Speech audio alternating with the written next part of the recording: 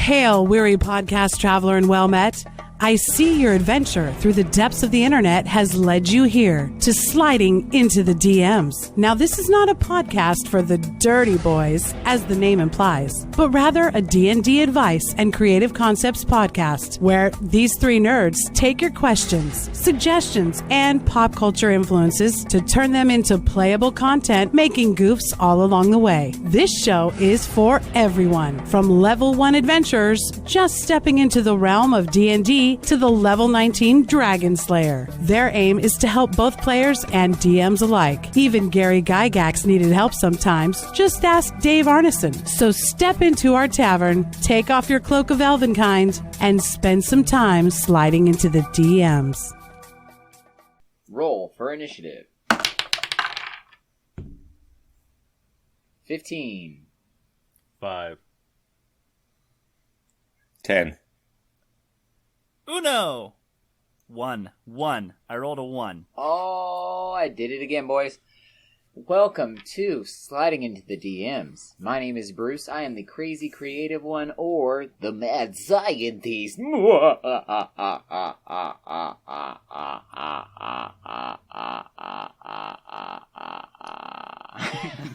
Crazy son of a bitch.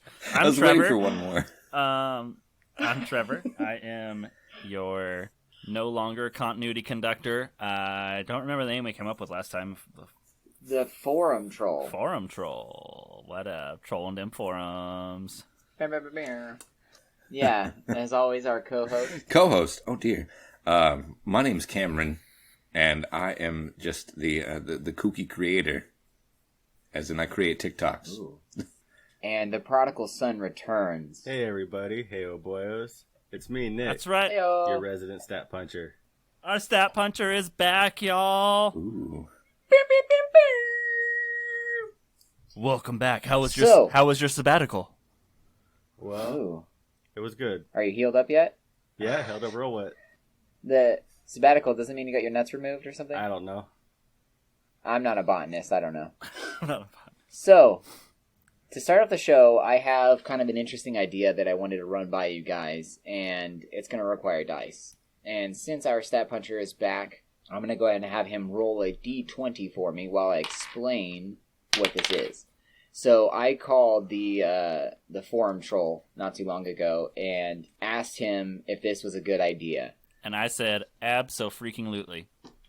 All right. So what we're going to do is I have a list of the top corporate mascots or corporate faces of companies or characters for companies that are out there. I'm going to have Nick roll a d20 to choose which character it is, but then we are going to stat this character and build them in D&D and possibly build a way for this character to be jumped into your campaign. So let's just, for instance, they say we roll Tony the Tiger, right? Because he's a corporate face. He's for Kellogg's or Frosted Flakes. And so we pull him up.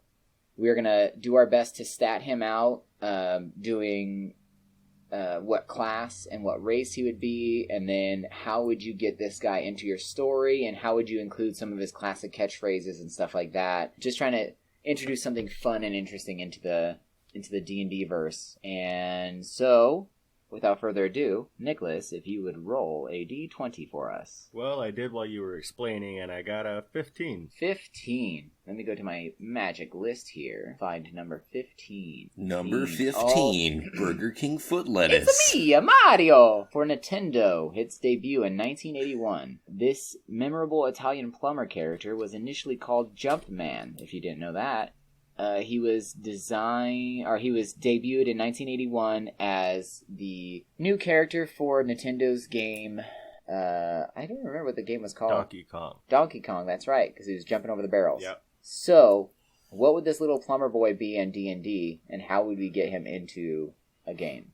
So, kind of what makes Mario so cool is he is really a not remarkable character who goes and does pretty cool things. As far as race, I would still go with human. He's known to be human. I would almost argue Right. maybe halfling. I was going to say the same thing, because he is small. Like, you know, like when you get hit by the mushroom or the turtle, you drop down that size. Yeah. So maybe he's just like a artificer Or no. Maybe he just has a bunch of potions and shit. Like he has an enlarged potion or something that makes him his human height, but he's really a halfling. I think to get this going in a good order, what we need to do is first let's discuss who Mario is as a character, what type of world that he inhabits, and what he does in that world. Okay, are we doing this all without research? Because that's the way I like to do it. Yeah, just off the top of our heads as we know him. Off the dome. I love it. Cameron. I mean, I've played a lot of what are Mario, your thoughts? actually. I used to play the old Mario on the Super Nintendos and stuff like that. So, I mean, when you think about Mario, his main source of power is brute force. He jumps on things to kill them, and the only time he has any abilities is with some sort of an aid, say a power-up or a potion of some sort to give him or fireballs. Or the mushrooms, the fire flower, the cape, the squirrel suit. Yeah. He's essentially human. The leaf. For the most part. But, yeah, he is small, so... Unless you want to consider him normal size. Is he small, or is the world around him big? Exactly. And is the mushroom giving him, giantism? Let's dive into, or something. Let's dive into, the fucking... deep dive into this. Is the world big, or is Mario big? Well, see, but then there's the argument that Cameron just brought up of the mushroom and the idea that it could also just be him under the effects of mushrooms changing the world around him.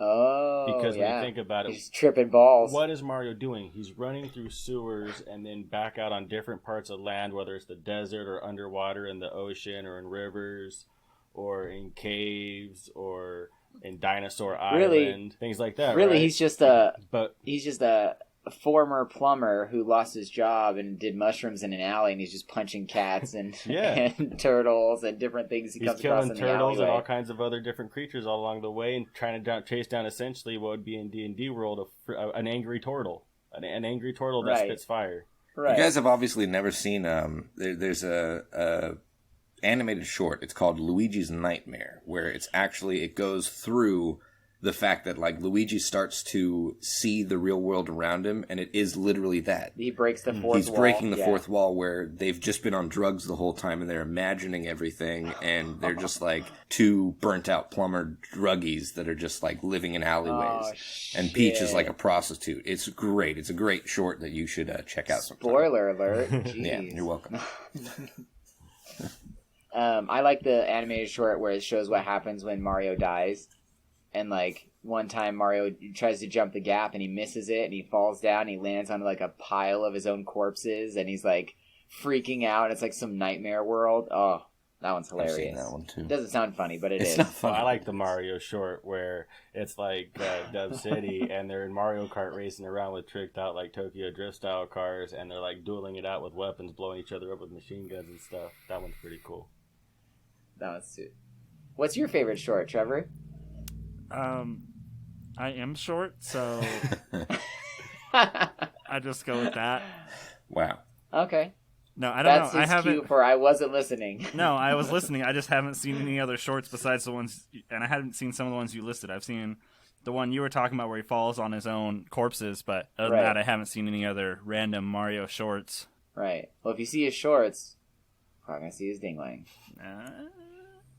Roll for charisma. Anyways, okay. So roll for charisma. Roll for charisma. See, looks for dick size. Go. So, are we going human or halfling? I think human. Human. All right. So he's a human, and then what class do you think he falls into? Because I think, like you said, he's very brute force, so I could see either fighter or barbarian. I wouldn't go so much barbarian unless we do it based off the mushrooms tricking him into a rage. That's why he gets powered up. What would you call that star power then? Star power is fucking rage, my guy. Star power? That's invincibility, dude. Nothing touches you then.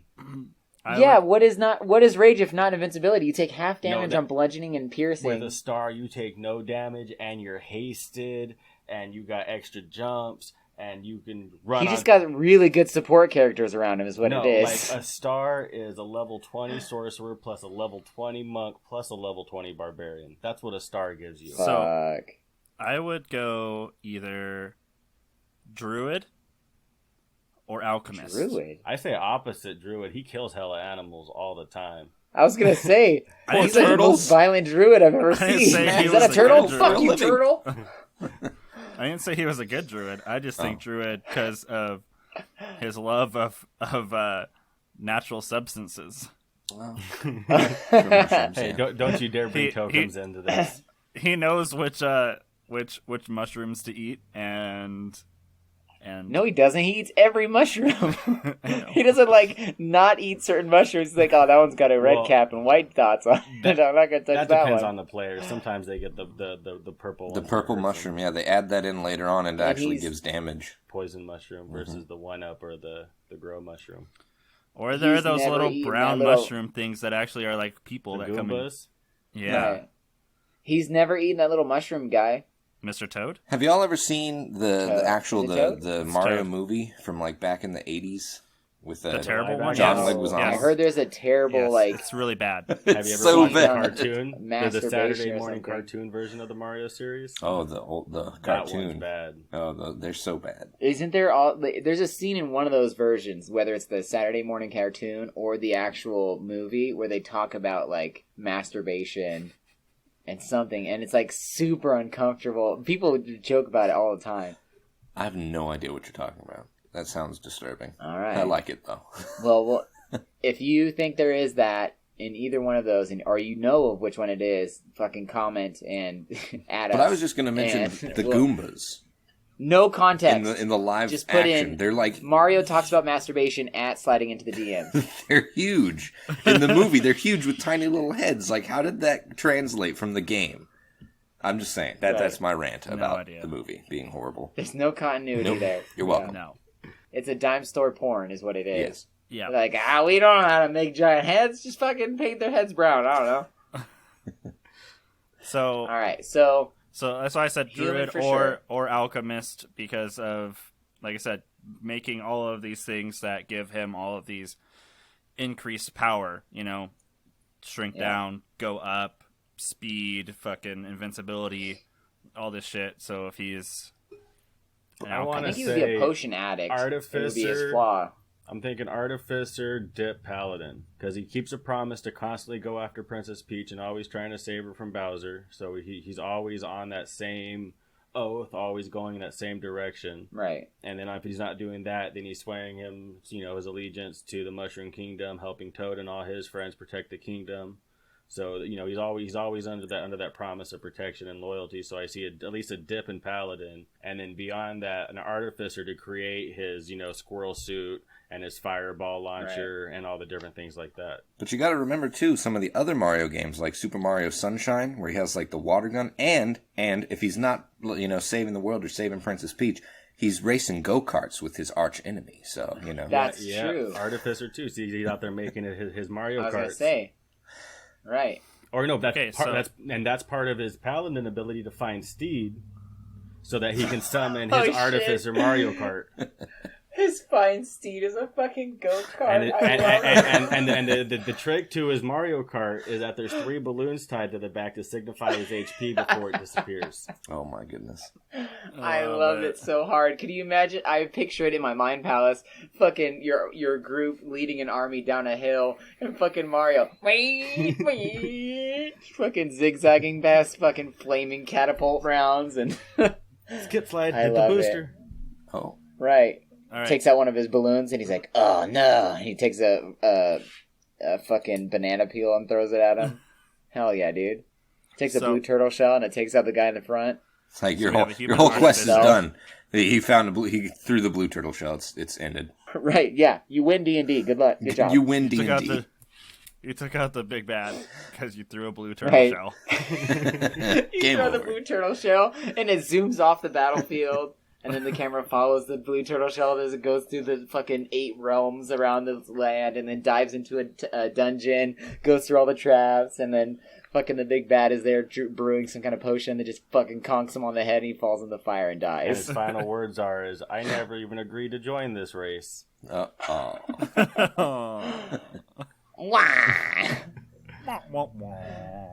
Okay, so I like the idea of him being an artificer, because then he could also be like a potion addict, and that's why he gets all his boons from, is he's artificing these things that will help him get his boons and stuff like that, right? And then So, because he is a video game character who's always coming back to life and going back to the video that you mentioned of him always falling off of his, onto his dead Right. body and then repeating it, is he also has to dip Warlock or some other way in that situation to be able to learn the clone spell so he can create clones of himself that keep coming back and never fully die. Or he could just be a lich. Fucking lich Mario would be terrifying. No, I like the idea that, or I was thinking as an artificer, he can just have an item that has the resurrect spell in it. Yeah. And he just keeps, every time he comes back, he's like, hold on, first thing I gotta do, like, before, like, fuck all you guys in this battle. Like, I gotta do this first. I gotta make this item. So if I fucking get conked on the head again by another blue shell, I'm good. So, Cameron, with your expertise in this, is there any Mario games that you know of where when you drop down, you can basically be resurrected on spot versus always having a checkpoint to restart to? Well, I mean, like in the Mario Kart games, when you fall off the track, a little dude comes and brings you back up and puts you on the track. You don't officially die, essentially. But it's also racing. So we're still in canon then. Yeah, still kind of in All right. Maybe he just has like a deity because of his paladin level. He has like a guardian angel, literally is just a turtle on a cloud with a fishing rod. Well, keep in mind, too, that paladins aren't necessarily deity worshippers. They're just promise makers. Okay. I feel like Mario can die though, essentially, because if you run out of time on a level, you get booted out of the level, and if you run out of 1-ups, like if you die enough times, then it's like game over, and it literally game over. So maybe he just has the one resurrect to pay homage to the multiple lives and being able to bounce back up or restart the level, whatever it is. So he has one resurrect item on him. Yeah. That allows him to come back once, and then he can actually get booted from life. But it could also have like a like a cooldown. It would have to have like an extremely long cooldown because he can gain more lives. So it would have to be resurrected. That's why I was bringing up clone, is because clone essentially gives you a checkpoint. You start a clone, and within 30 days, if you die, your soul leaves your old corpse, goes into the clone, and you're reborn into the clone at the checkpoint. Mm-hmm. And then so that way you restart the checkpoint, get going, and then your body's still wherever it died. But that way there's a cooldown between at least 30 days between deaths. But that way he can keep coming back to life by creating new 1-ups. But there are ways to end it and kill him overall and start game over. Okay, so I like that. What if instead of dipping Warlock, though, he just artifice something that imbues that That's what spell? I was thinking. Yeah. So on my notes, I didn't even write Warlock. I just have clone written down as like a function to look up. Okay, I like that. So he is a human artificer paladin who has certain items that give him abilities like clone, and he also has the ability to find steed. Fireball. Yeah, he has just a whole fucking trunk load of shit that allows him to shoot fireballs or put on a squirrel suit and fly and whatever else. But my next question is, we can basically rough our way through the items that he would have that give him the abilities that he has in the games and stuff. But my next big question was, is this a NPC that goes alongside the party, or is this a bad guy who we're gonna have work against the party? Well, to fully figure that out, we'd have to come up with stats unless we're just trying to create an NPC. So my question then would be, are we creating this to be like an NPC, like you just have an NPC card with a few abilities and a few basic stats? Or are you wanting to flesh this out as like a goal, a level to reach if like, I want to play this and I want to hit level 17 to fully build out this character as need be? I think this is fully NPC. I think this is just something fun you throw in so your party, who has all the regular characters, has like, they're like, oh shit, I know that. That's fucking Mario. He's like, no, his name is Mario. Yeah. Yeah. Like, this is just something fun to pop into your game, so they're like, oh shit, his fine steed is a fucking cart, and he has 3 balloons hanging off. This is fucking Mario. You can't lie to me anymore. No. Mario. Different guy. His name is Martin. He doesn't even have a brother. His name's Martin. Yeah. He's like, he doesn't even have a brother whose name is Luigi. He has a sister named Luigi. But yeah, this is just something fun to throw in. So I think full NPC, we can stat out basic stats, but not like down to the fucking nitty gritty. Okay. I think this is just like, honestly, my first gut reaction is this is an NPC who's like on a quest already that lines up with your party's quest for the meantime. And so take down the evil turtle up in the castle. Right. So because this kingdom is being held by this evil turtle, it blocks your party from getting to what they want to do. and it is this guy's main quest, and he needs your help, so now he's running alongside you for this part of the quest, but really it's just like a fun lore dip or a fun like little offshoot from the campaign. Okay, dokie. So companion NPC. Mm-hmm. Now, what is the storyline? Are we gonna go vintage and go Donkey Kong, or are we gonna go more new school with Bowser being the big bad? Like a dragon at the end. Super Smash Bros. Brawl and just open up all the Nintendo universe. No, I don't think we should go that hard. That's a lot of characters to fucking dive into. Bruh, he's fighting a Grawl, don't you know? Oh shit! Crossover. Yeah, Donkey Crossover. Crossover. It's Donkey King. It's a Grawl. Right. His name is Donkey King. Yeah, Donkey King, the Grawl. Donkey Kong. Right. Got mad. So hoops. he's You a gotta- sentient. You got to play him at fantasy basketball. Donkey King. Shit. He says Donkey DK. You know what King. that stands for? Dunking King. Bring it. Drift King. What? Stupid. Okay, so it's a Grawl who is he? Okay, so Kong or Donkey Kong isn't super sentient. Like he's not crazy intelligent. He can't speak or anything. So what is he doing that is the main quest for this guy? Like this, I don't know. We're gonna name him Mario, Martin, Marv. whatever his last name is. Mario Marioson.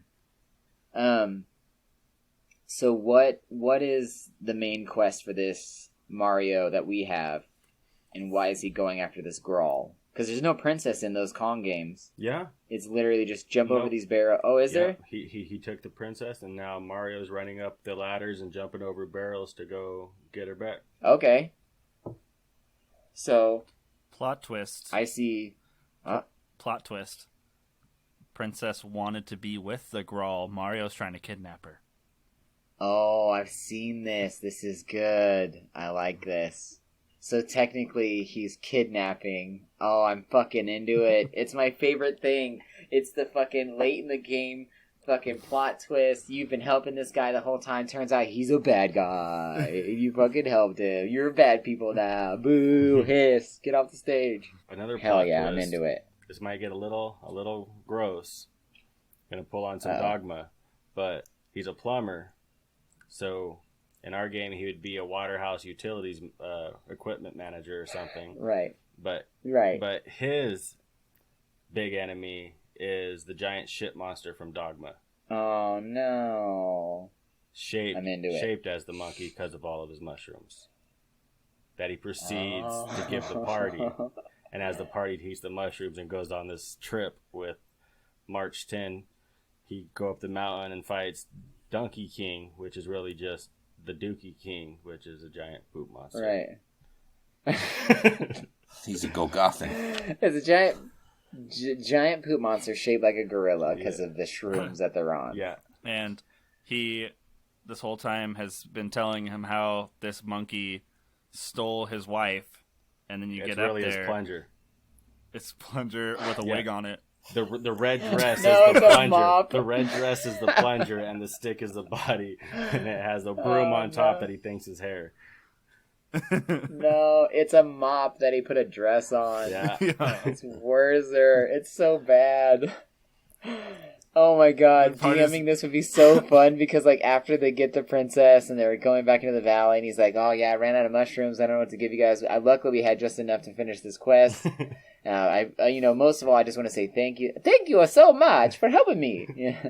And as they're walking down the hill, they're like sweating out the mushrooms and stuff, and like they slowly start to smell themselves and they look back and it's just this giant pile of shit that's dead on the side of the mountain, and they look to Mario for explanation, and he's carrying a broom or a mop with a dress. He's like, well, thanks guys, see you later.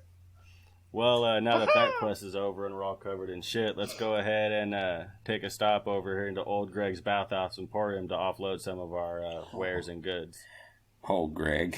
You could bring Old Greg into this? I'm old Greg. He only sells Baileys from a shoe. You want to go to a club where people wee on each other? So what you guys just experienced was something new we're going to do is some ads, and here is the ad. Have you recently had a bout of bad luck? Did you anger a fairy queen and now she is taking revenge? Were you cursed by a swamp witch? Maybe you didn't bury your sacrificial goat properly. Never fret.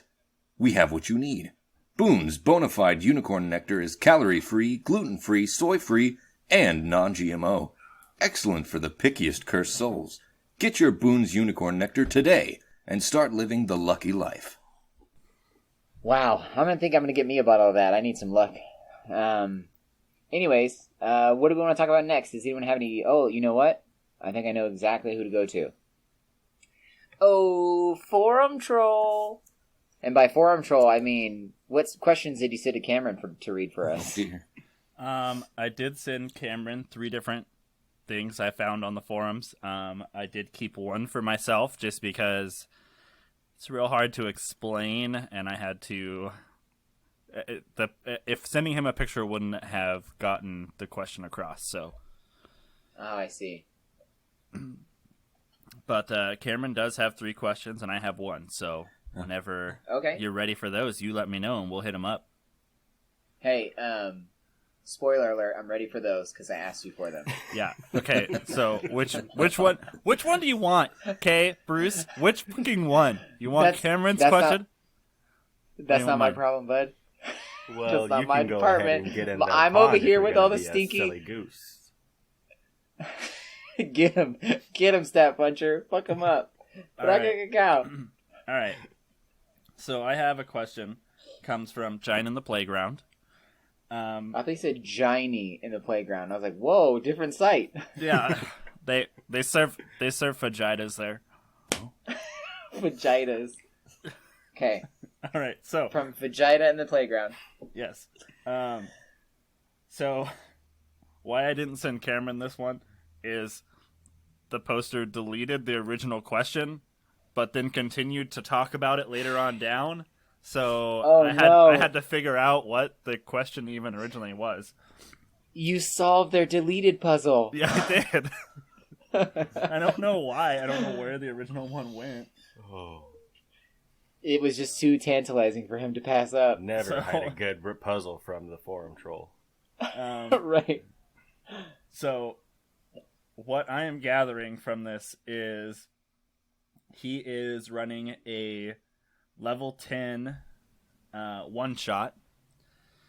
So 10th level players in a one-shot setting, and he wants to know how many magical items should he make available to his party. All of them. I was going to say all of them. Dang it. I should have been taking a drink when I told everyone to take their drinks before we recorded. Damn. Okay, Take my joke. You say all of them. Why? Why? Because they're level 10 and it's a one shot, so fucking let it rip, right? Yeah, one shot, you only play once. That's the saying. Yopo. That's the one everyone knows. Whoa. Yopo. My mind is blown right now. Like, you play a one shot one time? Like, you know, Right. Yopo, bro.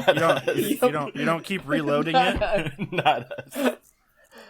Wait, are you talking shit right now? Why don't you DM a game, motherfucker? Me? I'd like to play once. No, fucking the forum douche over here. Anywho. Anytime, you let me know when. Every time I've asked you to do one. How about then, huh? To be fair, he has I have DM'd three a game. recorded. I have three be recorded fair. cases on this podcast. To be fair. asking you to run a one He's shot. DM'd a game before. You just weren't present. That's why he DM'd it. No, I've DM'd games for Bruce as well. That you have done, maybe one or two. Yeah. Do it more, goddammit. All right. Anywho, Fine. Fucking fine. so honestly, magic items in a one shot, I really like when there's. Hold on. Was the question fully asked? I mean, like I said, there wasn't an original question, so yes. So Okay. technically no, but technically yes. It was asked at one time and then deleted. So I like when there's magic items that are not game specific, because it makes your party like have to fucking think on how to use it. Like this does a weird thing. Like it gives you it lets you levitate or something, or like it makes you super duper stealthy. The but cauldron the wrong of person create has ball it. bearings. Every day you can create 1,000 ball bearings. That's all it does. Right.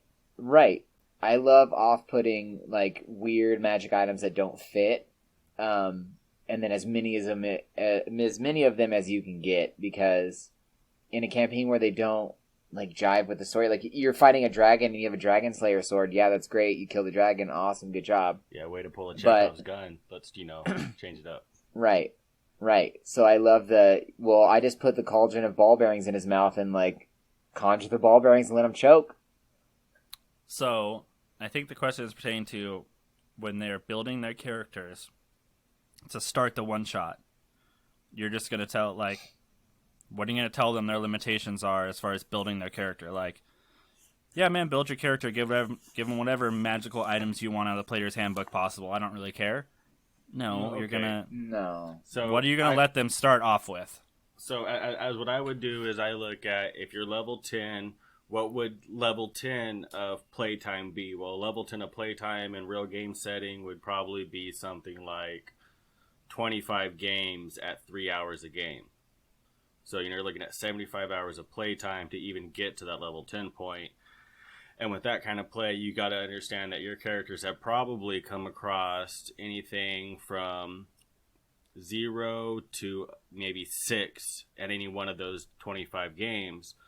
So in that thing, level it out. I would say they have an option of like 17 different items to choose from that you, the DM, tailor to let them have available. Right. You tailor the magic items to the quest, or like I was saying, not to the quest. But you pick out those 17 items and you say, okay, here's a list of items you guys can choose. Pick one or two and then pass the list on.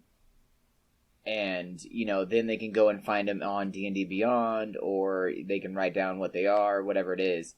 But I like that idea of, like, kind of doing that mental math of this many characters, this level, so they would have been doing this long, because they've come across this many items. Here's the items. Well, and then there's also the ranking of items, too. You got the green uncommons, the blue rares, the purple mystics, and the gold legendaries, as well as white commons.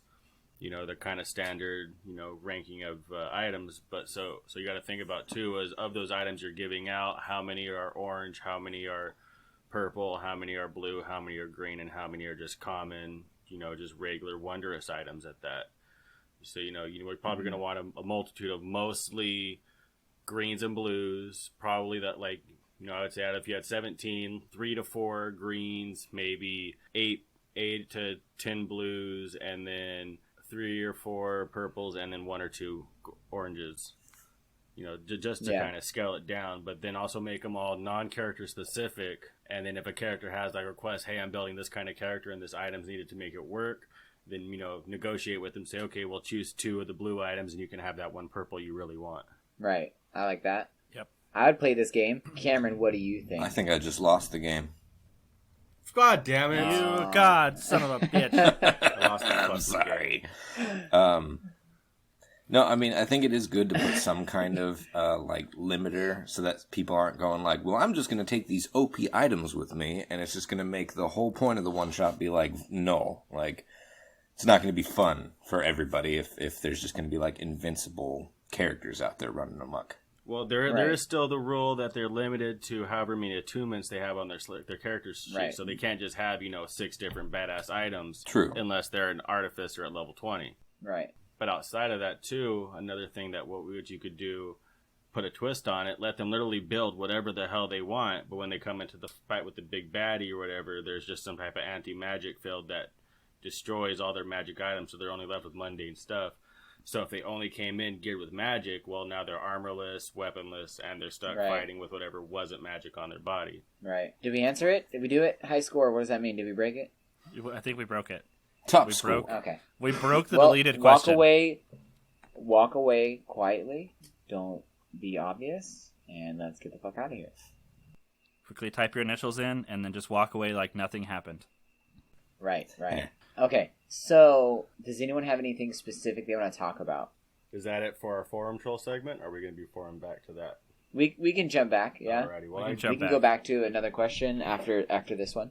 Yep. I had an idea earlier in this week, and I was thinking about, say, you're out at a party and you're having a couple beers, or you're at home sipping a whiskey or whatever your poison is, and you realize you don't really start to feel anything until your second drink, maybe your third drink, and then you stop and it keeps going. But that's because we have digestion times.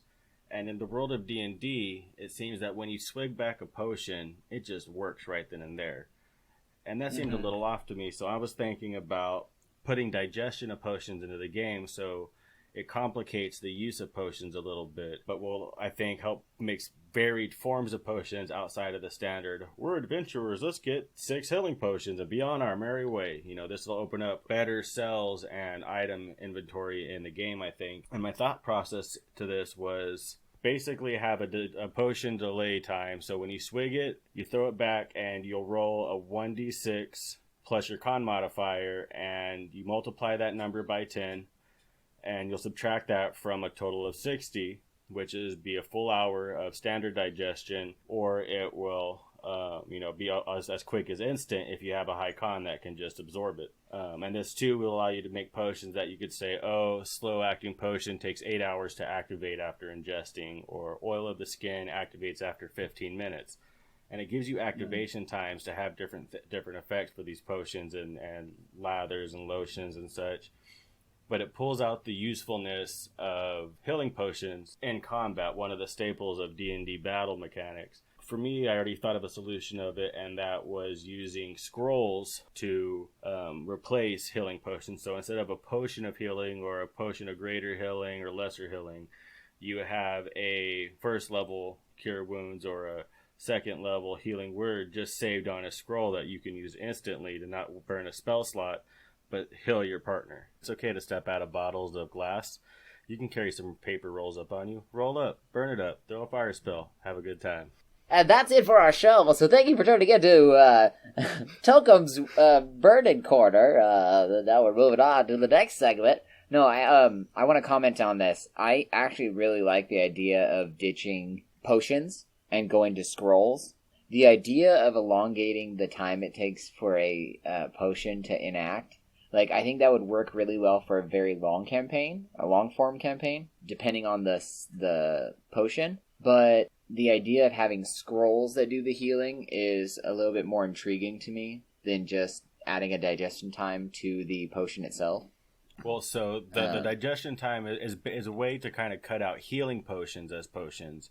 But when you have potions of, say, ogre strength or hill giant strength, or you have a potion of invisibility, haste or something, or whatever the potion is, or venoms or toxins and poisons and things like that, to apply an oil to your blade or poison a politician's beverage or something along those lines in the game, that way when they consume it, it doesn't just happen right away. If you consume it, it doesn't happen right away. And then you can give other things too that, take, like I said, 8 hours or as quick as 15 minutes, depending on application. Right. That opens up stronger powered potions for players and less limited potions, because it now puts in the necessity to strategize the use of it. And that's not just limited duration, but also how long it'll take for it to even activate.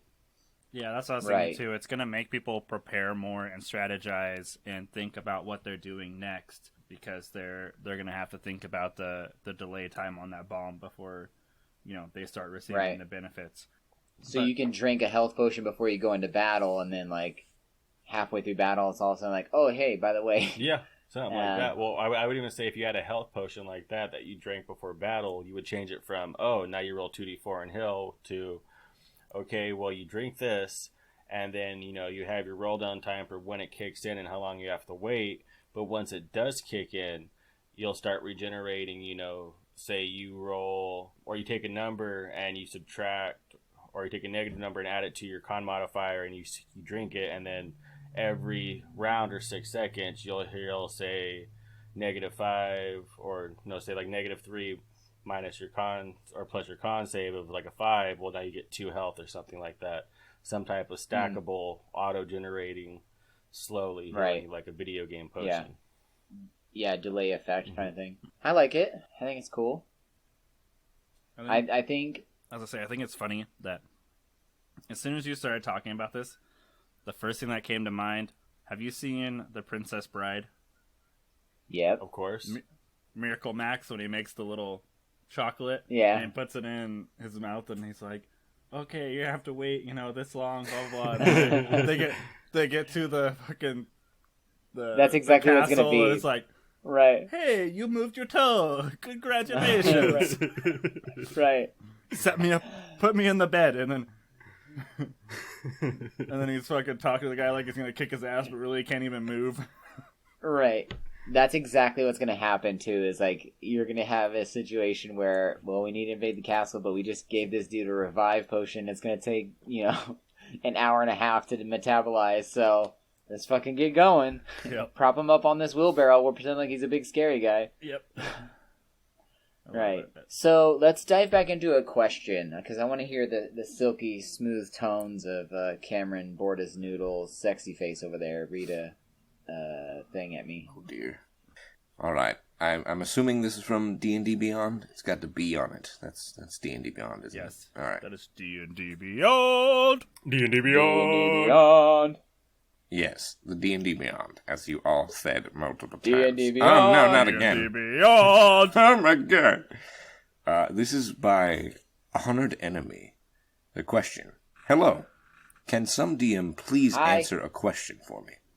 Well, that's what we're going to try to do here. If I am a cleric who throws Sanctuary on myself, DC 15, and a bugbear saves to be able to attempt to attack me, then does actually hit me in round 1, when round 2 starts, does he need to save against the Sanctuary again to attempt to try and hit me? Or once you save to get through the Sanctuary, do you no longer have to save any longer? Thanks. So, did you understand anything you just read? I did not. Oh, so I missed half of that. I just want to figured. clarify. So, player casts Sanctuary on themselves. Someone goes to strike against them. They succeed on the will save. And after succeeding, they can hit through. Are they asking if they can... If they have to roll to save again, same round on succeeding attacks? No. Next round. Next round. Well, it looks like I have to look that up to know for sure. So, I want to say off the top of my head, I know the answer, but I wanted to clarify some stuff I think Trevor's going to do it right now. Let me read Sanctuary. You ward a creature within range against attack. Until the spell ends, any creature who targets the warded creature with an attack or harmful spell must first make a wisdom saving throw. On a failed save, the creature must choose a new target or lose the attack or spell. The spell does not protect the warded creature from the area effects, such as explosion of a fireball. If the warded creature makes an attack roll or casts a spell that affects an enemy creature, this spell ends. Oh, well, there it is. Right.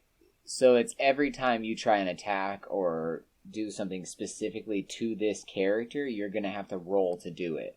Yeah. So it says with its... Yeah. Well, no. Until the spell ends. Or if one attack goes through, the spell's over. No. It doesn't... No. It's until the spell ends. My bad. I read if the warded creature attacks. Yeah. Yeah. So, Sanctuary is a spell that literally creates a sanctuary around a character of the spellcaster's choosing, whether it's self or whether it's another character. And what it does is it creates like a mental barrier against whoever the attacker or the enemy party is, so that if they do choose to attack this character, they're going to have to fight to get it. So they're going to have to roll is it wisdom? Wisdom, correct. Wisdom save to see if they can stay focused on it or if they have to redirect their attack. And it's every single time you target that character until the spell ends. Yep, and which is a 1 minute duration, so that is 10 rounds of combat. 10 rounds, yeah. Yeah, there's the answer there. Done it. Did it. Done. Got it. Dude. Did it. But now, how do you specify between a full attack action or the single attack? So say it's a fighter who has 3 attacks on their turns, goes and uses 1 attack action to make 3 attacks. Are they saving for all 3 attacks? Yes. No, I think Because it's not the attack that saves, it's the creature that saves.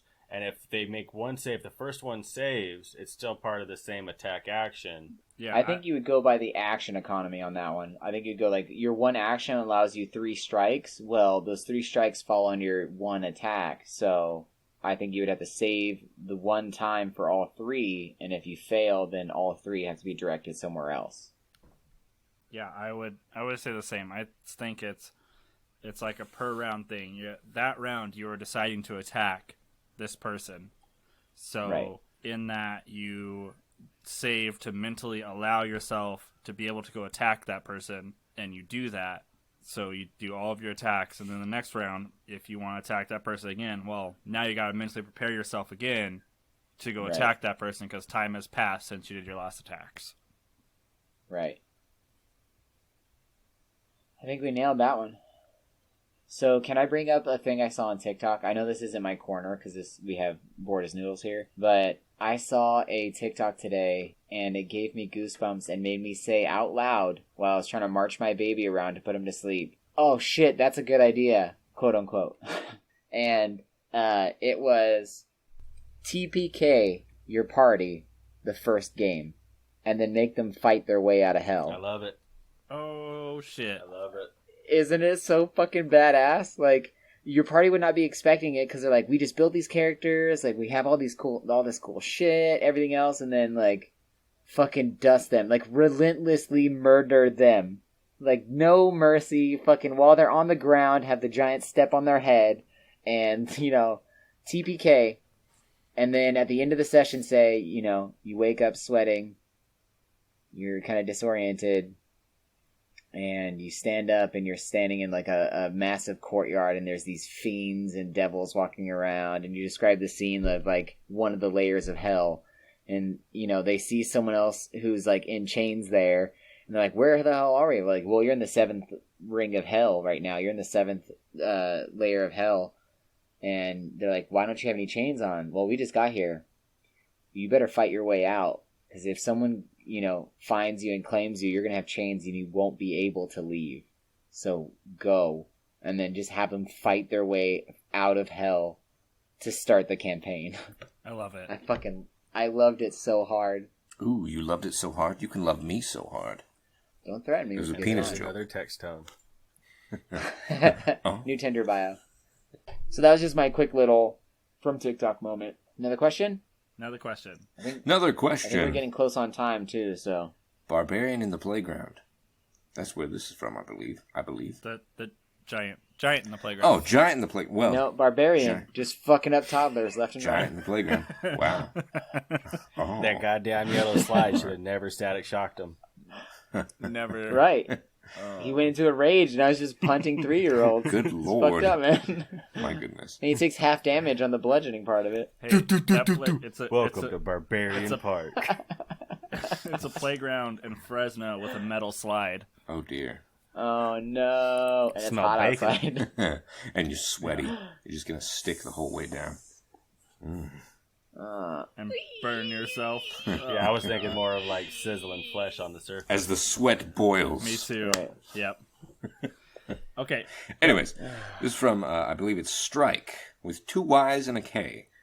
A K-E, actually. Anyways, Strike. I've always wanted to do a long-term warlock, but most of the games I'm in discourage evil characters. I notice celestial warlocks and think that could fit pretty well. Specifically, I want to do a cantrip spellcasting focused warlock. Perhaps even a no EB build. What are people's thoughts on something like that? EB I don't know build. what that is. Oh, Google! Oh, Toodles! Quick to the internet! Oh boy! Eldritch Blast! Eldritch Blast. That's what Gotcha. it is. Okay. I'm familiar now. I built a handful We were of these. all Fucking we noobs. We were all so stuck on EB Get good, scrub. that we didn't hear the fucking question. We erased the rest of the question. Do you want me to read the question again another time for you? No, because when you get to EB, we're going to I erase wonder it what the part again. was You know right what before EB is. EB. What was the other build they were going against? Cantrip heavy. Cantrip Cantrip heavy, no spellcasting EB. focused warlock. So they want a warlock that isn't necessarily evil, and isn't based off Yep. of cantrips. Right. Yeah, man, just go No, Hexblade. that is based Oh, they want one that is. I thought they said they didn't want heavy. cantrip, because that's all warlock builds are based in min-maxing your cantrips and your Eldritch Blast to have the Eldritch Spear, to have the increased damage with your Charisma modifier added onto it, to be able to have pushback or pull features of your Eldritch Blast, things like that. You know, that's like the cornerstone of the limitless supply of Eldritch power for a warlock. Man, you look... Go ahead and read the part just before the EB dysfunction that we faced The earlier. ED dysfunction? What? Anyways, Erectile dysfunction. I'm just gonna read it again for all y'all. I've always wanted to do a ATM, long-term warlock, but most of the games I'm in discourage evil characters. I noticed celestial warlocks and think they could fit pretty well. Specifically, I want to do a cantrip / spellcasting focused warlock, perhaps even a no EB build. Okay, so What are heavy people's thoughts? cantrips, Okay. no Eldritch Blast. Right. Maybe be a heavy support character that focuses on the Pact of the Chain, where you get all your powers from your your familiar, and you can pull on ancient knowledge and be more of a support and lore dump character for your DM to play with. You can almost do Pact of the Tome, where you get like a fuck ton of spells. Pact of the Tome expands your spell list like 2 different classes. Oh, there's a really good one Something that's like like that. a fucking it's Pact of the Tome and Wizard combined to have your what's the other word for tome book? Your grimoire. Spell book or grimoire. You get a never dying grimoire that's permanently attached to you with Pact of the Tome as a warlock, and then you Sick. go heavy in wizard. That is going to be where you get a lot of your spells and spell casting from that you can then dump into your warlock spell tome, and then go higher in warlock as you climb. But that way you have the balance of spells, and then you get to play with oh no, my grimoire burned up. Well, take a day, In resummon 24 hours, I'm right back at it. Take a day and boom, got my grimoire back. I'm good to go. Right. Dope. I like that a lot. Nick, where do you come up with this shit? Like, where in your mind do you pull these things from? His brain. Like, where do you even find this stuff where you store it in the back of your brain and then randomly are able to just be like, I got this piece of knowledge right here. Let me drop it for you. I call them my dopamine pockets. Whenever there's a little bit of information, it just hits just right. It tucks its way into a fold, and it's like, I'm going to sit here. I like this. And then it just sits and waits to be, what's the word I'm looking for? Info dumped on y'all. I love it. Right. I love it. You just have the most random knowledge sometimes that it shocks me. Random? That's highly specific to who he is. Why is do you that know random? how many freaking warlocks I have built over D&D Beyond? I love Pact of the don't. Tome. I've never seen you play a warlock in any of our games. How often do I play? Okay, that's fair. You're just on everyone's shit list, Trevor. You just keep pissing people off. They're only going to be you on the podcast. You know what? That's fine. It's fine. Okay? It'll be. Hey, guys. Welcome to today's podcast. It's Sliding Into the DM. It's Cheeks me. are wide open. Please It's enter. me, Trevor. It's me, Trevor. I have some forum questions, but I don't really know how to answer all of them super well. So just stick with me while. Mostly I'm just going to read the questions. Let's come back. Stick with me while I figure this one out. Okay, all You right. can blame it all on me. Fucking But girl. yeah, I mean, if you really wanted to go ahead and play a spell-heavy warlock build, I would definitely go with the Undying Grimoire build that you can probably find stats for pretty easily online. And just go, warlock, dip wizard, even dip sorcery or sorcerer maybe for some of those sorcery points and be able to control your meta magic a bit and just be an all-around, just mixed caster that's heavier in warlock. Yeah. So that way you get the high levels to pull your sorcery points from and you get the wizard spell list to pull from, and your warlock abilities allow you to never be really defeated. Basically, the warlock, I like to look at it as more of a stand-in flavor class. It's not really there for a full-on run full warlock all the time type of build like people do with firecasters, but it's more of a support style class to help make your other casters cooler, edgier, more meta as far as in the build, to give you more things to play with outside of just game mechanics. You got the sorcery points and stuff, but you get the lore of the warlock to, keep your book from dying out, to use a familiar as your magical extension, as an antenna for your abilities, whereas, a wizard's familiar isn't going to have the same abilities as Pact of the Chain Warlock will. It beefs up your boring vanilla classes and adds some flavor into your game. See, I was just going to say that a warlock seems like the flavor caster. Like, they have the ability to cast, they have a lot of strengths, and they have a lot of variety, but mainly what that class is just fucking flavor, because you have either a dark entity that you're pulling from or a light entity you're pulling from, and then you have all this, like, the story behind it is always like crazy, and then where the story develops gets even crazier. So it's just like, it's all flavor all the time, and they can cast and do badass shit. But for the most part, it's like, that's your flavor dump right there. That's your interesting character in the campaign. That's your edgy person. Get in the zone. Flavor zone. Copyright. TM. TM. Yeah. Let's get that one. Let's get another question in here. I think that's our last question for the evening. What do you guys think? Let's see. Yeah, that'll be pretty close to an hour for us. All right, this is once again from the D&D Beyond. D&D Beyond. D&D Beyond. D&D Beyond. The Iron Sparrow You punk asks. bitch. Whoa now. A little hostile there. So my DM. You're a little hostile there. My goodness, all the I hostility. do not today. house people on travel trips. So, anyways, from the Iron Sparrow. So my turn as DM has come to a close, and I suggested someone else at the table takes a turn. This is something we frequently do when the DM needs a break. One of the players said she was interested in playing the next campaign and learning how to DM. She took a few months to learn how to DM from her husband, who also is in the group and a former DM, and she decided to run TOFA. No idea what that is, by the way. Someone will have to answer that. I believe it's Tomb of Annihilation. Oh, makes sense. We made some characters and did a session 0, but that was when the trouble began, and I need some advice. It started small, adjusting skills here, adding background notes here, and eventually turned to her taking full control of all players' characters.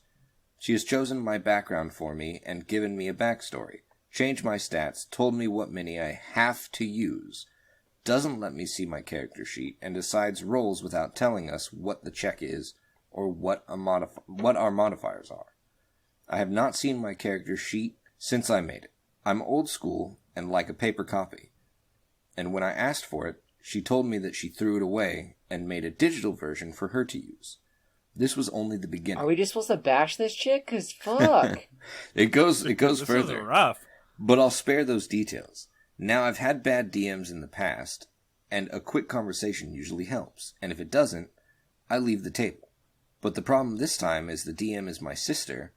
She will not listen to my complaints and refuses to adjust her DM style. And if I leave the table, it will likely cause some out-of-game fight. Please, any DMs who read this, give me some advice. Change your name, Leave. get a new last name, pack your bags, and get the fuck out of Pack your Dodge. bags and Move away. Witness Pack your bags and protection. move. Witness protection. That's Right.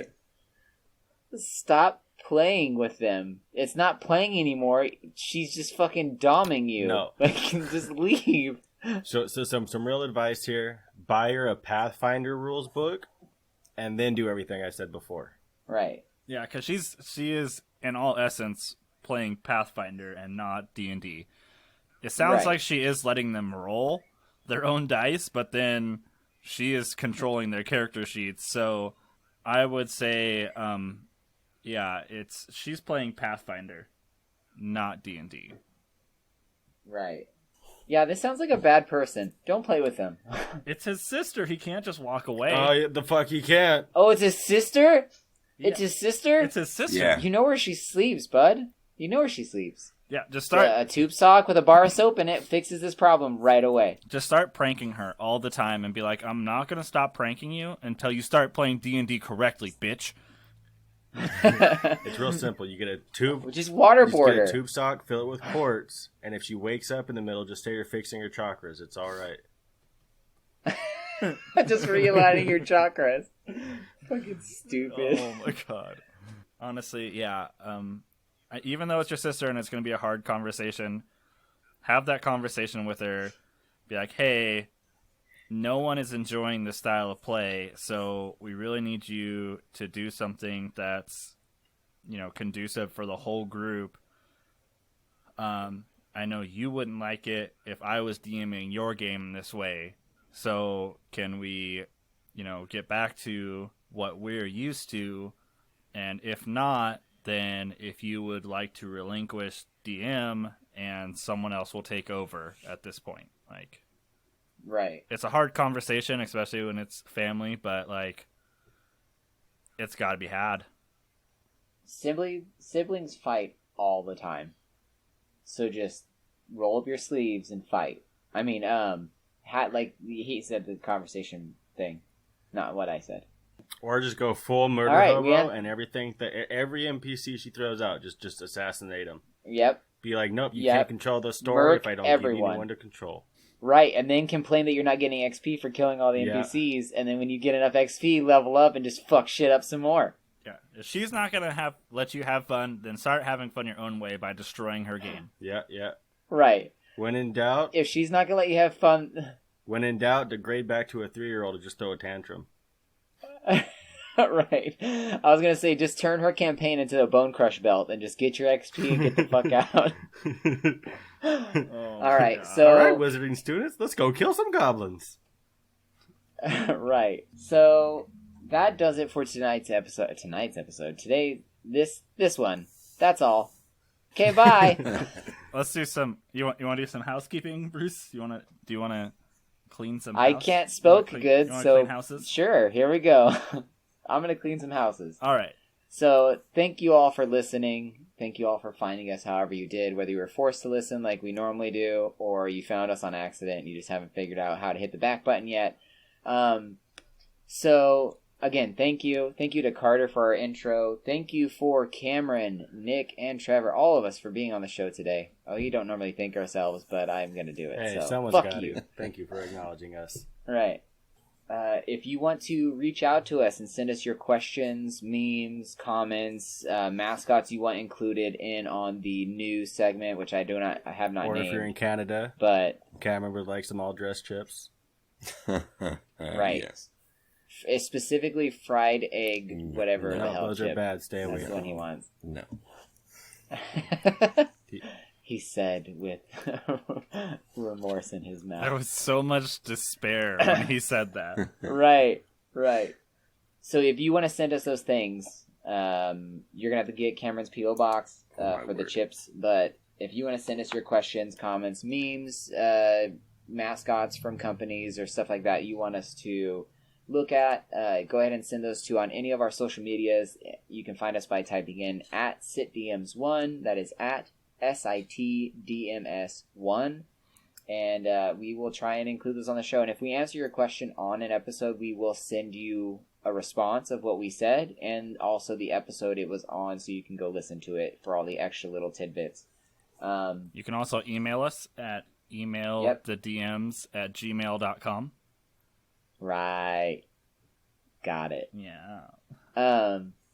If you would be so kind, you could leave a review of what you think of the podcast on whatever podcasting app you're using. All comments and all that stuff, we appreciate it greatly. If you can give us a rating, that'd be even better. Share the episode, tell a friend, send it to your DM, send it to another party member that you play with. All that stuff would help us out so much. You guys are our AOE. And that's how we get our word out and how we get people to come back and listen to more.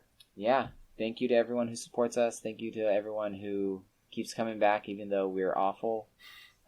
We appreciate you. And now we get into the part that got us our fame that we have now. Our ending quips. Why did the elf lose his head when he visited the dwarven tribe? Mistook the barbarian for a barber. How can one know when a magic sword is blunt? When it critiques the player and their form in combat. It's a blunt sword. It's like, yo, dog, your stance is fucking whack. Ooh. Jokes are funnier when you explain them. They're not funnier when you explain how. I've been doing it wrong this entire time. This whole time. You're not supposed to copy mine. See what I did there? Relationship, okay? It's a bad one. See, what I did there was I pretended like I didn't know you were supposed to not explain the joke. We're in an explanation inside an explanation. Cameron, That's like 8 explanations. Explanation. Sorry, go ahead. what you got, Cameron? I got a horrible one that y'all probably have heard before, but I'm going to say it anyways. Why did the princess marry the barbarian? Because she thought he was beautiful. Beautiful. My joke to close out the night. How do you tell the difference between a nerd and someone who's into BDSM? Ask them what their definition of dungeon master is. Oh. That's Doherty. Yeah, it was. All right. As always, fare thee well and adventure onward. Spice.